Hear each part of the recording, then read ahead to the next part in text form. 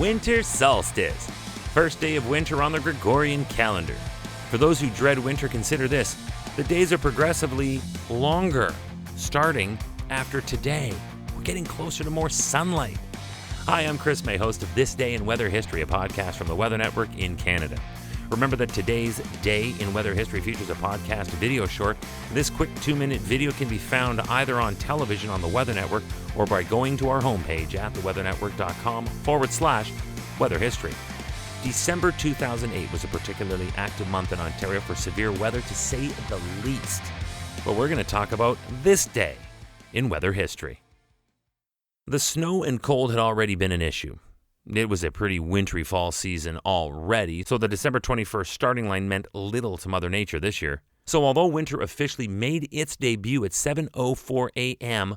on December 21st, there had already been a storm system that moved through northern Ontario on December 14th through 15th, dumping 15 to 25 centimeters of snow with a bitter cold Arctic air mass that accompanied this move into northwestern Ontario.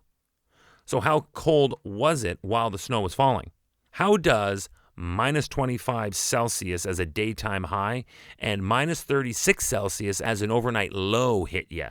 Yeah, right in the face, right? By the 18th, the Arctic cold had positioned itself over northeastern Ontario as well, and it would stay right there throughout the Christmas holidays. Oh, and then there was the wind. The 15 to 25 centimeters of snow at brutal cold temperatures was being blistered about in 70 kilometer per hour winds. That equates to bitter wind chills, whiteouts on some roads, and that caused more than 80 auto accidents. And that was just a Sunday. No one wanted to even think about getting up the next day, and community officials were already well aware of how much different the scene would have been had it happened during a normal rush hour. Let's break it down. December 23rd.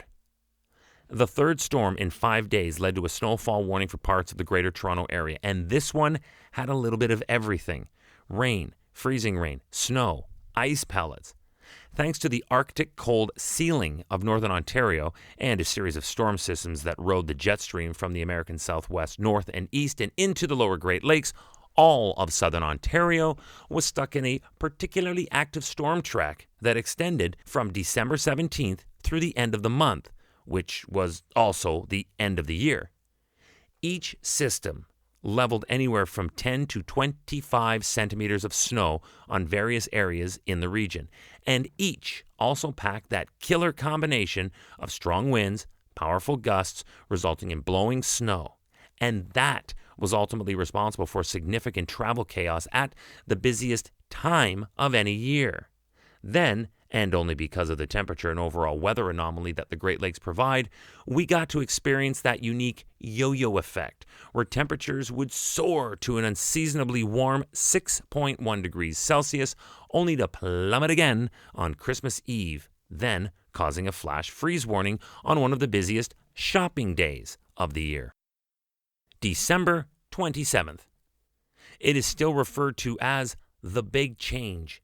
It was a series of temperature records. So we had 6 degrees on the 23rd, below zero on the 24th. Then on the 27th, just the day after a freezing Boxing Day, the daytime high hits a new all-time record of 14 degrees Celsius. That's a 30-degree swing in less than a week. So while overall the Greater Toronto Area is closing in on one of the soggiest Decembers in history, remember that flash freeze warning from Christmas Eve? Yeah. Winter is only beginning, and the cold will soon make another very unwelcome return. December 28th. And here we go again. Just one day after smashing a record mark that had stood for 59 years, the cold front that was eventually going to slide by did so with some pepper on it. Winds gusting upwards of 100 kilometers an hour, dragging in the Arctic cold that is still up north, remember, that didn't go anywhere. The wind was so strong and the roads were so slippery in this fast freeze that they had to close the Burlington Skyway for safety reasons. Meanwhile, in surrounding communities, a huge tree came crashing down on a service station in Toronto, while west of the city, in Oakville, another tree fell on a house and crashed through the roof over the bedroom where the residents were sleeping. The month as a whole was a total gong show. There were parts of southern Ontario who suffered way more snow than they'd normally have to deal with during this month. For example, Toronto saw over 60 centimeters or 24 inches that December in 2008, while areas adjacent the shores of Lake Huron and Georgian Bay, they would be buried in snowfall amounts of up to and in excess of 100 centimeters. It wasn't fair. It was too much to bear and too fierce of a storm for only the first day of winter. This day in weather history. Tomorrow is December 22nd, and we're taking a long-distance ride on the TDI WH Time Machine all the way back to December 22nd, 1870, when the co-discoverer of helium gas takes a balloon flight to study the eclipse. This happened in 1870. I don't think this sounds like it's going to end very well. Anyway, tomorrow should be a good one. Be here with me on This Day in Weather History. I'm your host, Chris May.